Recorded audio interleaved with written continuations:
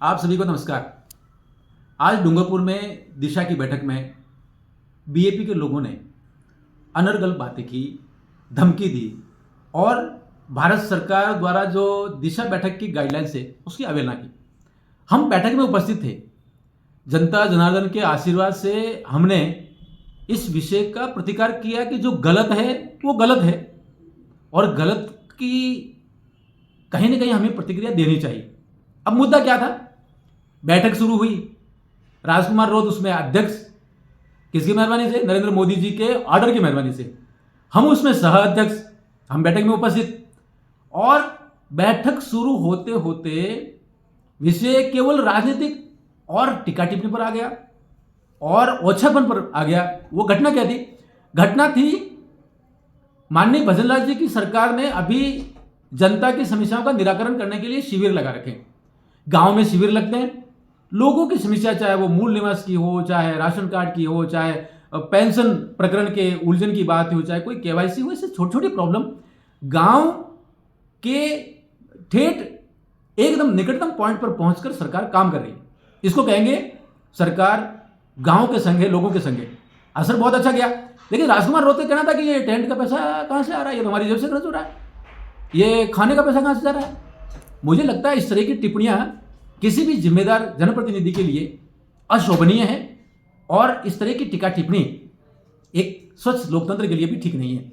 हमने जब इस विषय को रखा कि आप जब बात करो तो माननीय नरेंद्र मोदी जी की सरकार ने दिशा बैठक के दिशा निर्देश जारी कर रखे हैं, उसमें 101 बिंदु हैं जो लागू होता है, उस पर चर्चा करनी है और जनता जनार्दन के विकास के लिए, उनके कल्याण के लिए, उनके हित संवर्धन करने के लिए जो कुछ भी हो सकता है जिले में, हम अधिकारियों को निर्देश दें। जिला कलेक्टर उसमें सुने, प्रोसीडिंग्स लिखे और अधिकारी से जो भी रिपोर्ट मांगनी वो मांग सकते हैं। लेकिन नहीं, केवल राजनीतिक और केवल राजनीतिक, और राजनीतिक भी क्या, एकदम छिछोरापन। देखिए देखिए ये सरकार कैसी है। मतलब इस तरह की टिप्पणियां करना मुझे लगता है किसी भी एक सज्जन शक्ति के लिए, किसी भी व्यक्ति के लिए, आम नागरिक के लिए असहनीय है। हमने नीति के दायरे में रहकर जनता को केंद्र में रखकर के उनके कल्याण की बात करें। और हमने ये बहुत ठोक पीट के कहा है कि नरेंद्र मोदी जी जब कहते हैं कि विकसित भारत, तो विकसित डूंगरपुर भी उसका हिस्सा होना चाहिए। डूंगरपुर क्या गरीब रहेगा? डूंगरपुर में क्या पलायन ही रहेगा?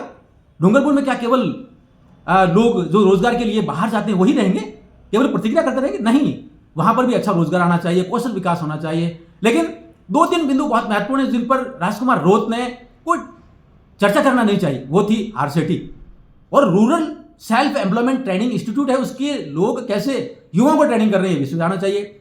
लोगों के अपने संपत्ति के कार्ड, जिसको कहते हैं स्वामित्व के कार्ड, कैसे और कितने बने, उस पर चर्चा होनी चाहिए, वो नहीं कर रहे हैं।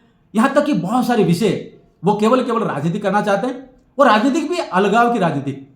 कहीं पर भी सरकार की योजनाओं की धरातल पर उतारने की बात नहीं, केवल टीका टिप्पणी। और मुझे तो ऐसा लगता है कि उन्होंने आंगनवाड़ी की बहनों का जो वहां काम करती हैं उनका जो अपमानजनक शब्दों का प्रयोग किया और उन्होंने कहा कि सारे भ्रष्ट हैं और गुजरात में जाके राशन ये जो माँवाड़ी और आंगनवाड़ी के जो सामान है वो बेचती है। मुझे लगता है ये सबका अपमान है।